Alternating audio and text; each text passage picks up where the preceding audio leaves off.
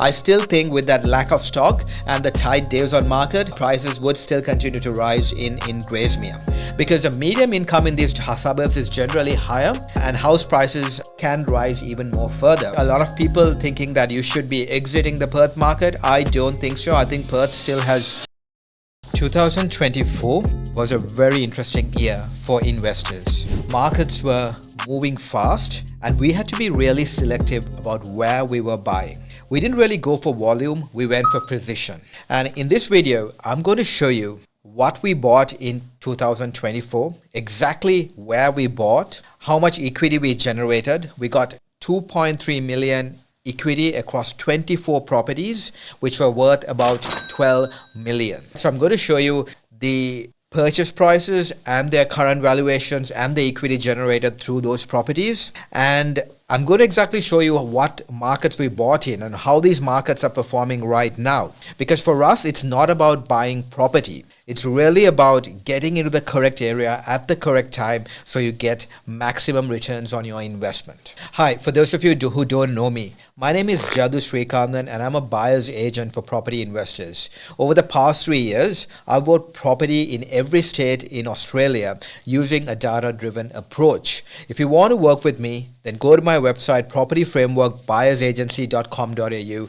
and book a session with me there. So let's get into this video. I'm going to talk about 24 purchases that we did in 2024, and predominantly all these purchases were done in Queensland and WA. So why are we looking at those states in 2024? Well, the reason was that in 2024, both New South Wales and Victoria, the regional markets there, they were stagnating. It wasn't the right time to enter there. They were very cool markets. And if you had bought them there, yes, if you were prepared to wait, you would have seen some growth, but you wouldn't have seen immediate returns. And therefore, most of our clients who were after short-term growth preferred to go into markets where they can get some instant equity. And that was the reason why we predominantly focused on Queensland and WA in 2024. But there were some reasons behind this as well. We were already seeing big interstate migration numbers into Queensland, into WA, into Perth in particular.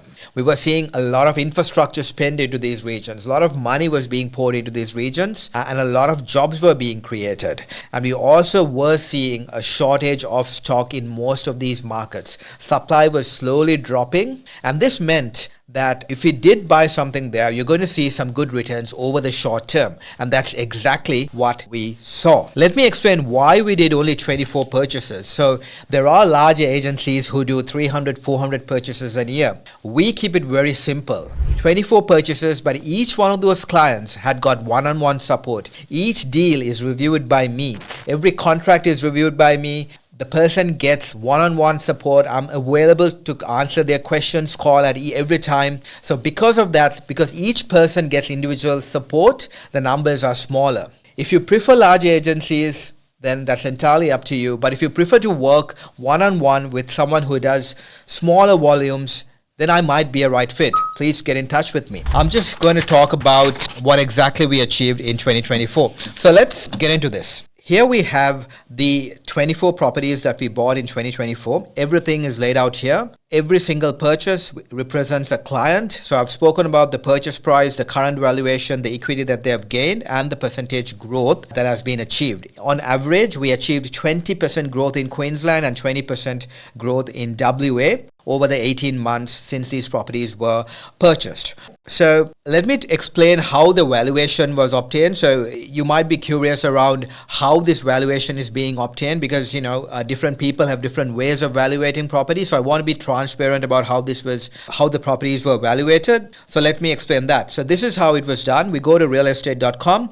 Real estate gives an estimate here. So the low range, high range, high confidence range, and the high range. So I have used the mid value here. So this is what I'm using as the valuation. But please bear in mind, in hot markets that we are in right now, if the property hits the market, it will most likely sell towards the higher end of the range. So this is where it would sell at, okay? But being conservative, I've only taken the valuation at a median price that's given by the real estimate here. So again, I would say on the market, these properties would sell for higher, but I've taken the conservative approach here and taken this valuation, which is actually slightly lower than what it would sell for, or what a bank would value it at. So the valuation is conservative, right? Now let's talk about the purchases. So in Queensland, we were predominantly buying in Rockhampton, Townsville, and Gladstone.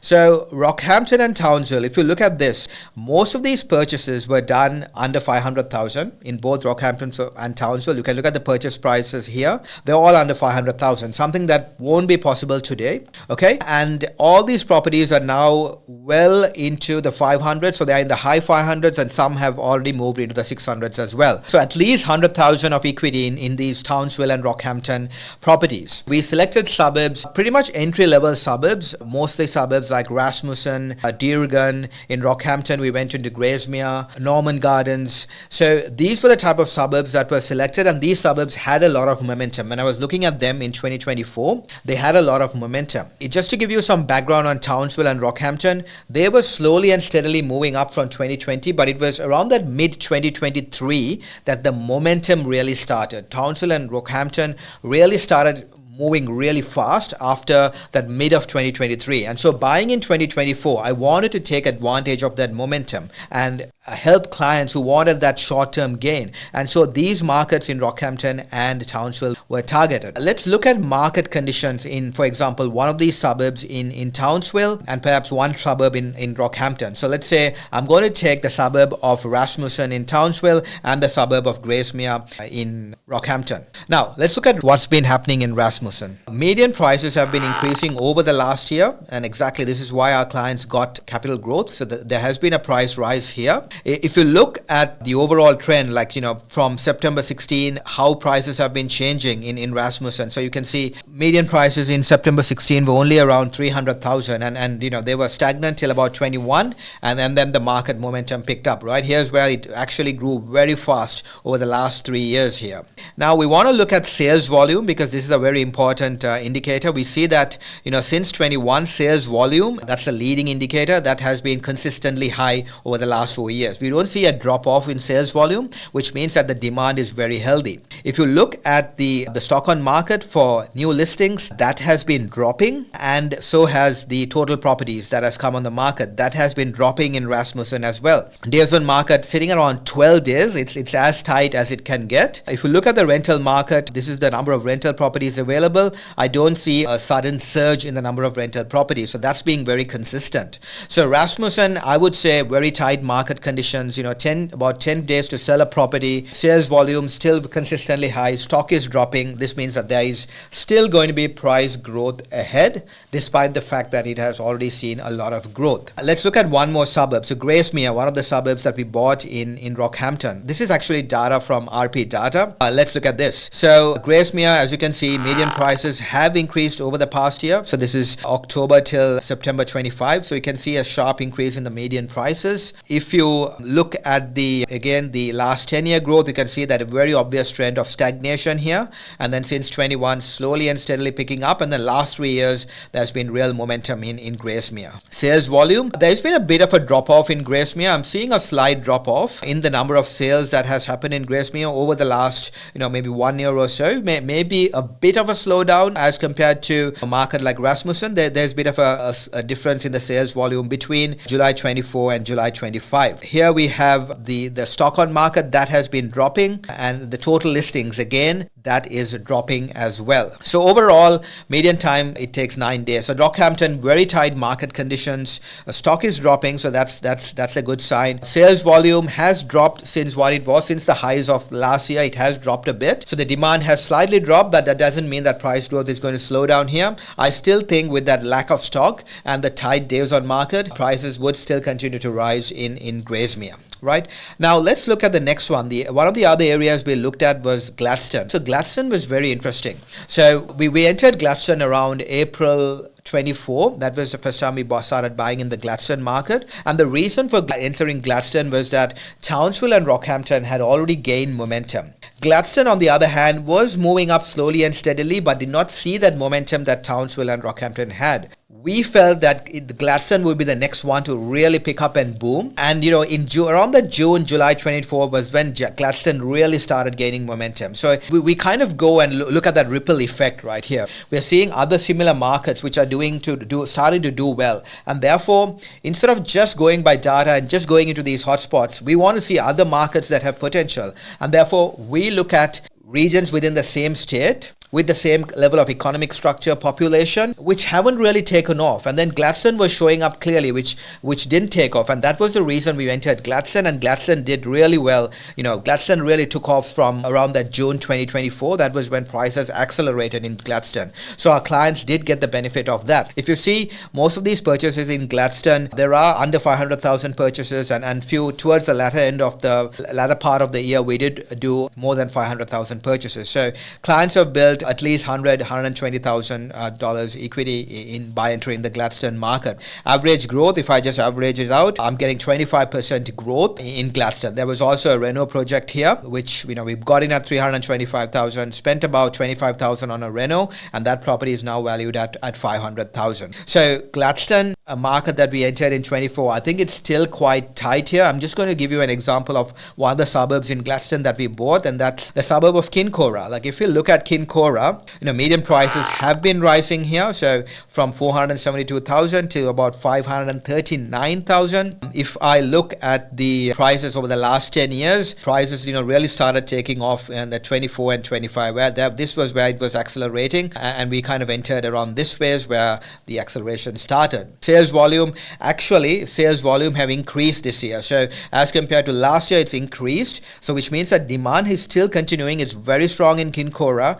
has moved up. Okay. And if you look at the new listings have dropped, and total properties listed also have dropped. If I look at the number of rental properties available, this is the median rent. If I look at the rental properties available, it's pretty much steady. I'm not seeing a surplus of properties hitting the market. So sales volumes have increased in Kincora. Stock has dropped. Days on market sitting at around less than 10 or 12 days. So very tight market conditions. So I'm expecting prices to still move up in areas like Kincora. One of the other things is that in Gladstone, if you look at the other suburbs like New Auckland, Telina, Clinton, all these suburbs, they have better affordability than these suburbs in Townsville, for example, or Rockhampton, because the medium income in these suburbs is generally higher, and house prices can rise even more further. So affordability is an important factor that we looked at in Gladstone. It was very, very strong, and I think there's still more room for houses to move up in a region like Gladstone. Let's move to WA. We did some purchases in Geraldton. Of course, we bought in lower socio suburbs. So we're talking about suburbs like Rangeway, Kalu, Utakara, these kind of suburbs under 450,000. And the reason why we again went into Geraldton is again the ripple effect. We were seeing Perth doing really well. We were seeing Bunbury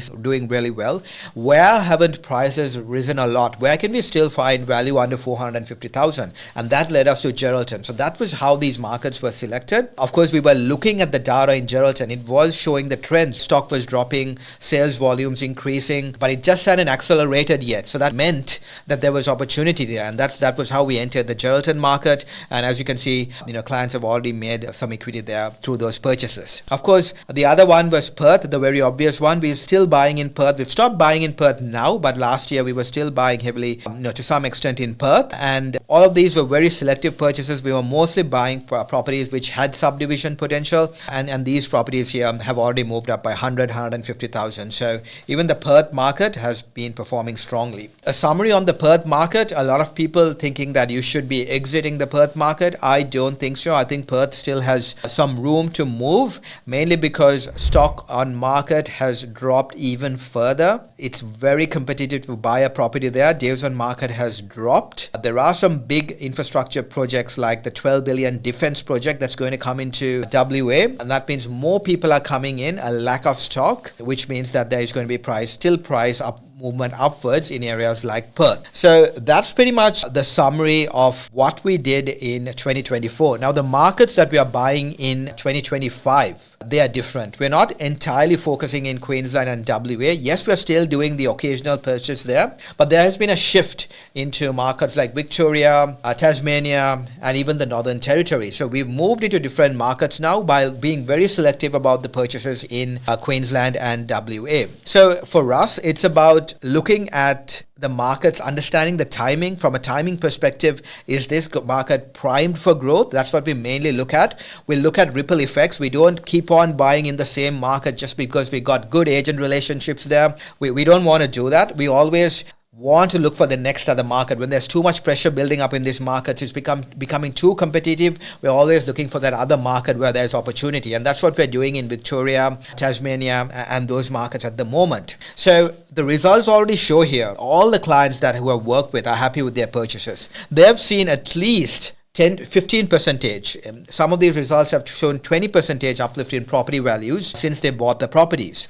That's exactly something that we can do for you too. If you want to buy a property in 2025, when we would do all the hard work for you, identify the areas correctly, and the advantage here is that you get to work one-to-one with me. I'm not passing you on to someone else who does the work. You're working one-to-one with me directly, and you get a complete understanding of what you're getting into.